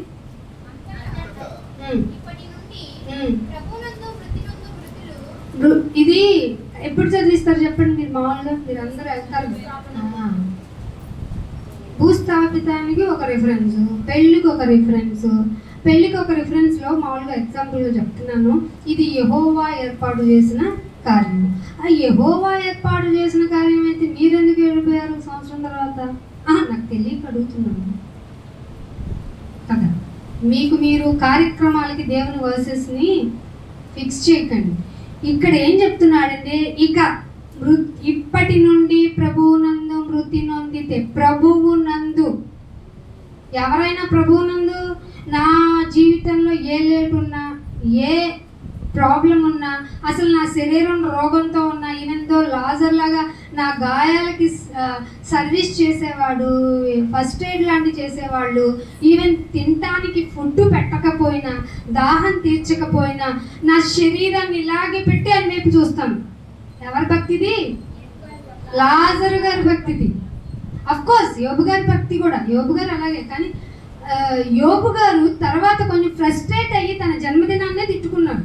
కానీ లాజర్ గారు ఒక్క మాట మాట్లాడినట్టు లేదు. సో అడ్వాన్స్ 2.0 లాగా అనమాట. యోబు గారి యొక్క క్యారెక్టర్ని ఎలివేషన్ చేస్తే నూతన నిబంధనకు వచ్చేటప్పటికి లాజర్ గారి క్యారెక్టర్ నీకు చెప్పి ఇప్పుడు తలనొప్పని వచ్చి ప్రార్థన చేయమంటే చేయాలా? చెయ్యాలి. నీ యొక్క అల్ప విశ్వాసాన్ని చూసి తండ్రి వీళ్ళకి ఇంకా టైం అయింది అని చెయ్యాలి. కానీ మీ మనోభావాలు దెబ్బతింటే కానీ అయినా తలనొప్పి అంట, 80 సంవత్సరాలు వచ్చిన కాళ్ళ నొప్పులంట. సో వీళ్ళని రక్షించనే చేస్తారు పాస్టర్లు. కారణం ఏంటి? నీ అల్ప విశ్వాసం. అల్ప విశ్వాసులారా ఎంతకాలం నేను మీతో ఉండాలి? Question mark. నేను ఉండకపోతే మీరు పని చేయరా? చేయలేవు నాయన, ఎందుకంటే మా విశ్వాసం అల్పమైంది. సో మీరు అల్ప విశ్వాసులా మంచి విశ్వాసులా? మంచి విశ్వాసులు అయితే ప్రభువునందు మృతి నొందిన వారే ధన్యులు అని పరలోకంలో ఒక స్వరము చెప్పగా విన్నాను. ఎందుకు నాయనా? ఎందుకంటే వారు తమ ప్రయాసములు, లోకంలో ఏముండాలి? పడిందా ప్రయాసం? నా ప్రయాసం అంతా నాయనా ఇల్లు కట్టుకోవడానికి ఎంత కష్టపడ్డాను, ఏంటి ఉపయోగం అంటాడు దేవుడు. మనకైతే చాలా శ్రమ పడ్డావు అని అంటాం కదా. చాలా కష్టపడ్డావు, నువ్వు చాలా మంచిగా స్థిరపడ్డావు. ఏ విషయంగా? ఇంటిలో మంచి సదుపాయాలు సంపాదించుకోవడానికి, లేదంటే రోగం నుండి పక్కకు తప్పుకోవడానికి ప్రయాస అంటావు. కానీ దేవునిలో ఉండి ఏ ఇబ్బందినైనా ఎదుర్కోగలిగిన సత్తా ఉండి చచ్చిపోయావనుకో, అప్పుడు పరలోకంలో స్వరం అంటదట, పాపం వీళ్ళు ఎన్ని ప్రయాసలు మాని ఇక విశ్రాంతి పొందాలి వీళ్ళు. నువ్వు వెళ్తే ఇలాంటి ఆన్సర్ అవుతుందా? దరిద్రం. లోకంలో అంతా సకల సౌకర్యాల కోసమే ప్రయాసపడ్డారు, వీళ్ళకి ఎందుకు ఇవ్వాలి పరలోకం అనే ఆన్సర్ వస్తుందా? నువ్వు మా మోటి వాడు అయితివా అని వస్తుందా? మీ ప్రయాస దేవుని కోసం పడాలి అంటే మీ ఆరాధనలో చేంజెస్ రావాలి. నువ్వు ప్రయాణించావు, ఈ ప్లేస్ నుండి ఆ ప్లేస్కి వెళ్ళావు. ఎందుకు వెళ్ళావు? నా ఆరోగ్యం కోసం. ఈ ఊరు నుంచి ఆ ఊరు వెళ్ళావు, నా ఇంట్లో ఏదో ఫంక్షన్ జరిగింది. ఇవన్నీ జరిగినా నిన్ను కాపాడాడు అనుకుంటున్నావా? ఏదో ఇన్ని లోకపరమైన పనుల్లో బిజీ అయ్యావు కదా, అయినా నిన్ను కాపాడానంటే ఏంటి అర్థం? నువ్వు మారాలని టైం ఇచ్చాను. నాకెందుకు ఇచ్చావు నాయన టైం అని ఇక్కడ అడుగుతావు. కానీ అక్కడికి వెళ్ళిన తర్వాత నాయన కొంచెం టైం ఇస్తే నేను మారేవాడిని కదా, ఎవరి చేతన్నా చెప్పిస్తే నేను రియలైజ్ అయ్యేవాడిని కదా. నేను ఏమన్నా పశుప్రాయుడు అనుకున్నావా? నేను మారను అనుకున్నా, నాకెందుకు చెప్పించలేదని అడుగుతావు కదా. దేవుడు నీకంటే నాకంటే గొప్పవాడా, తెలివైనవాడా? ఆయన ఆది అంతం అన్నీ తెలిసినోడు కదా, అల్ఫా ఒమేగా కదా. సో నీ క్వశ్చన్లు ఏమొస్తాయో ఆయనకి ముందే తెలుసు కాబట్టి నీకు సత్యం చెప్పించి, అంటే నువ్వు పరలోకం వెళ్తే, చనిపోయి ఆయన దగ్గరికి వెళ్తే ఏ క్వశ్చన్స్ నువ్వు అప్రోచ్ చేయబడాలో అవన్నీ ముందే చెప్పించి, మారుతావా? దేవుడు అడుగుతున్నాడు, మారుతావా? మారాలి కదా నాయన, బాప్తిసం కాదు, ఇంకా మారాలి కదా. ఎలా మారాలి నాయన? క్రీస్తు స్వభావంలోకి. అయ్య బాబోయ్, అదే కదా నేను కోరుకుంటుంది. అందరూ అంతటా ఏ మారు మనసు? సిలువ కేసి కొట్టేసిన, అరే ఏం చేశాను రా నేనేమన్నా తప్పు చేశాను నీకు? ఎన్ని రొట్టెలన్నా? 5 రొట్టెలు 2 చేపలు ఇస్తే మీరు సంతృప్తిగా తిన్న తర్వాత కూడా 7 గంపలు ఎత్తిచ్చానే, అందుకురా నన్ను చంపుతారు అని అడిగానా? గుడ్డివాడు, పుట్టుకతో గుడ్డివాడు, తల్లిదండ్రులు వదిలేశారు. నీవు స్వస్థపరచబడటం నీకు ఇష్టమా అని అడిగాడు దేవుడు. నాయనా నాకు ఇష్టమే అన్నాడు. గుడ్డివాడి పుట్టుక వాడికి కళ్ళు తెరిపించినందుక, నడవలేక సెలయేరు దగ్గర కోనేరు దగ్గర జీవితకాలం పడున్నాడు. అతని దిగ్గున లేచి నీ పరిపెత్తుకున్నాడు అన్నాను. ఎందుకు నన్ను కొట్టిస్తారు? అడిగాడా? ఏమన్నాడండి చెప్పండి మీరు? వీరేమి చేయుచున్నారో. ఇది క్రీస్తు పోలికలోనికి రావడం. ఇది క్రీస్తు పోలిక. భర్త అన్నాడని భార్య, భార్య అన్నాడని భర్త. అఫ్కోర్స్ ఆర్గ్యుమెంట్లు జరుగుతాయి. ఒక షెల్టర్ కింద ఉన్నప్పుడు కుటుంబం అంటే వచ్చి తీరతాయి. ఇదేమి సినిమాటిక్ ఫ్యామిలీలు కాదు, భోజనం బల్ల చుట్టూ హ్యాపీగా లీడ్ చేసుకొని తిరగడానికి. ఒకళ్ళకి ఉప్పు ఎక్కువైంది, ఎందుకేసా ఉప్పు, నాకు బీపీ ఏం తెలీదా అంటాడు భర్త. ఒకళ్ళు ఉప్పు తక్కువ పడుతుంది, ఏమా కోడల నాకు లో బీపీ అని తెలియదా, కొంచెం ఉప్పు వేయాలని తెలియదా. ఇలా ఆర్గ్యుమెంట్లు రాకుండా ఉంటాయా? అందరినీ సమర్థవంతంగా లీడ్ చేయాలి అంటే నీలో వాక్యం ఉండి తీరాలి. వాక్యం ఉంటే దేవుని ప్రేమ ఉంటుంది. దేవుని ప్రేమ ఉంటే అందరినీ ఈక్వల్ గా ప్రేమిస్తాం, ఈవెన్ దో వాళ్ళు మిస్టేక్ చేసిన. ఇది క్రీస్తు స్వభావం. అందుకు జ్ఞాపకం చేసుకోవాలి. అర్థమైందా బల్లెందుకు తీసుకోవాలో? తండ్రి వీరేమి చేయుచున్నారో వీరు ఎరుగరు అన్న ప్రేమ నన్ను ఆకర్షించింది నాయనా. ఈ లోకపు ప్రేమ నేను తప్పటడుగు వేస్తే నన్ను బయటకు గెంటేసింది నాయనా. నువ్వైతే నన్ను వదిలేలేదు. తప్పిపోయిన కుమారుడు వస్తే తండ్రి ఎలా ఆలింగనం చేసుకున్నారో అలా నువ్వు నన్ను బురదతో ఉన్నాడు. ఏ బురదది? పందులు దొర్లిన బురదలో ఉన్న కుమారుణ్ణి దూరం నుంచే చూశాడట తండ్రి. పరిగెత్తుకుంటూ తండ్రే వెళ్ళి ఆలింగనం చేసుకొని ఉంగరం తొడిగేశాడంట. ఈ ప్రేమ నన్ను ఆకర్షించింది. ఈ ప్రేమ నేను ఎలా మర్చిపోగలను? మర్చిపోయి లోకంలో ఎలా కలిసిపోగలను? వెళితే నువ్వు అన్నట్లుగా కక్కిన దానికి ఆశపడే కుక్కని కదా నాయన. నేనేమో మనిషిగా ఉండి కుక్క అని తిట్టుకుంటాను కుక్కని చూసి. దాని స్వభావం ఎంత విశ్వాసం నాయన దానికి. ఆ విశ్వాసం లేదు నా జీవితంలో. ఎన్నోసార్లు తప్పిపోయి పడిపోయాను, అయినా పెదవులతో ఆరాధించాను. నా బలాన్నంతా లోకపరమైన విషయాలతో, లోకపరమైన మనుషులను ఆకర్షించడానికి ఉపయోగించాను. సొలొమోనులాగా నిజం చెప్పాలంటే కామాతురతను దాచుకోలేదు. అది నీకు మాత్రమే తెలుసు నాయన, నీకు మాత్రమే తెలుసు. నా కన్నులతో నిబంధన చేసుకోవాలని తెలియని అజ్ఞానిని, ఆజ్ఞ తెలుసుండి కూడా చేసిన పరిసయ్యుడిని నేను. నా కుటుంబం మారకపోతే వాళ్ళు తప్పనుకున్నాను, కానీ వాళ్ళ బలహీనతను క్షమించలేని నా మూర్ఖత అనుకోవటం లేదు. నన్ను క్షమించండి. నీ భక్తిలో ఉండటం, నీ సన్నిధిలో ఉండటం ఎంత భాగ్యమో నేర్పించకపోవటం నా తప్పే.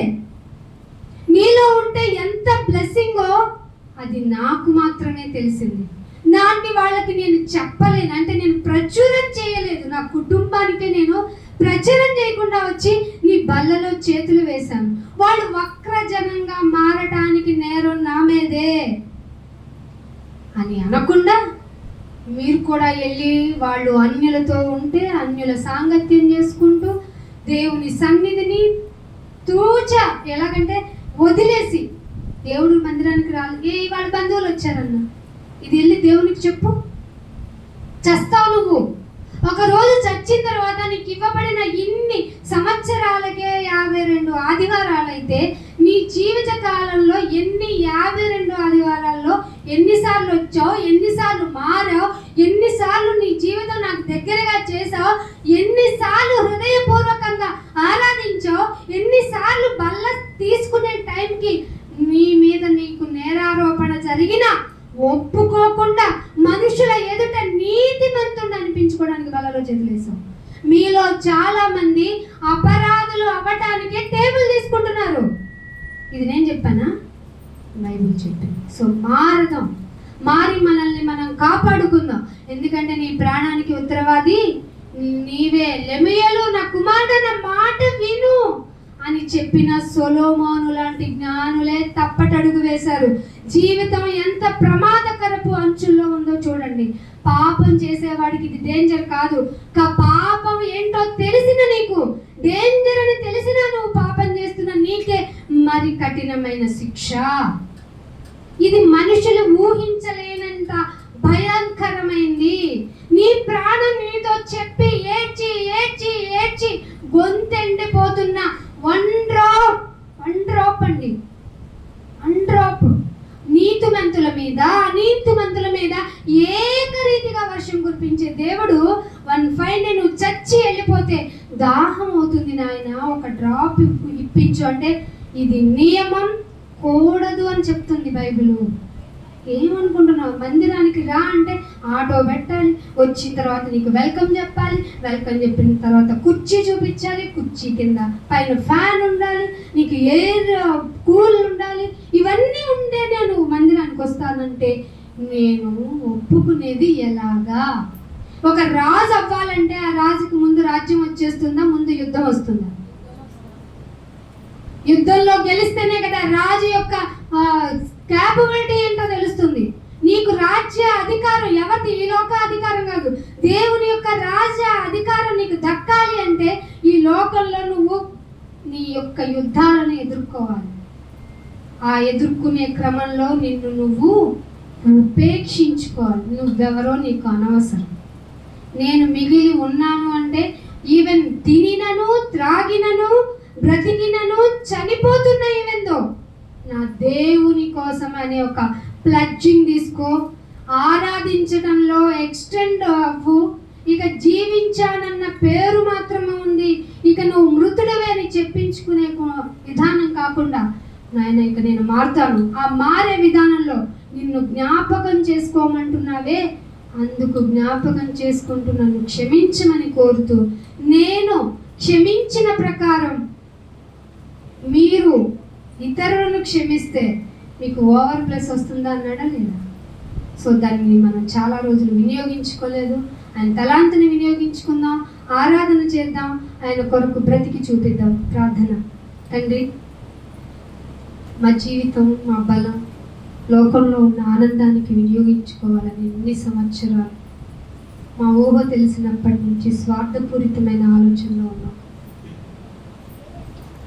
సొలొమోను గారికి తల్లి చక్కగా చెప్పింది, నాయన మాడా నీ బలం స్త్రీలకి ఇవ్వద్దు అని. కానీ ఆజ్ఞ ఉంది అంటే దాన్ని తప్పి చూపించడం మానవ జాతికి అలవాటైపోయింది. ఈ ప్రక్రియలో మానవ జాతి మొత్తమునైనా సొలొమోను కంటే ఘోరంగా పడిపోయారు. మా జీవితంనైనా దేనికైతే ఆకర్షింపబడకూడదు ఆ విషయాల యందు పరిపూర్ణంగా పడిపోయిన మా జీవితాలకు పునరుద్ధరణ కలిగించి దానికి క్రయధనమైన నీ కుమారుని రక్తాన్ని వెలకట్టి అమూల్యమైన ఆ రక్తము ద్వారా మమ్మల్ని విడిపించుకున్నందుకు స్తోత్రాలు చెల్లించుకుంటున్నాం. మా జీవితాలను మార్చుకుంటాం. మేము మారితేనే కదా నాయన కుటుంబాలు మారుతాయి. దానికి నీ యొక్క ఆదరణ అవసరం, నీ కృప అవసరం, నీ యందు భయభక్తులు కలిగి ఉండటం అవసరం. అవే కదా, వాటి అందే కదా నువ్వు ఆనందిస్తున్నావు. ఇదిగో మేము మారుతాము, ఇదిగో బల తీసుకుంటున్నాం. మాకు మేము అపరాధులం కాకుండా నువ్వు బ్రతికిన విధానం, బ్రతికేమన్నా విధానాన్ని బ్రతికి ఈ లోకంలో చూపించి ఎలా బ్రతికితే దేవుడు ఇష్టపడతాడో ఆ విధంగా ఈ సంఘాల నుంచి మేము బయలుదేరి లోకానికి రిప్లైగా ఉంటామని మాకు మేము తీర్మానం చేసుకుంటున్నాము. మమ్మల్ని అందరినీ ఆదరించండి. మేము ఆరాధించే విధానం మాకు నైనా మనస్ఫూర్తిగా వచ్చేలాగా చేయండి. ప్రక్షాళన కలిగించుకునేలాగా, నోటితో ఒప్పుకునేలాగా చేయండి. మేము అపరాధం కోసం కాకుండా నీ యందు బలం పొందేవారిగా మేము బలలో చేతులు వేసేందుకు మమ్మల్ని సిద్ధపరచమని యేసుక్రీస్తు వారి పరిశుద్ధమైన నామమున ఈ ప్రార్థనను అడిగి వేడుకుంటున్నాం తండ్రి.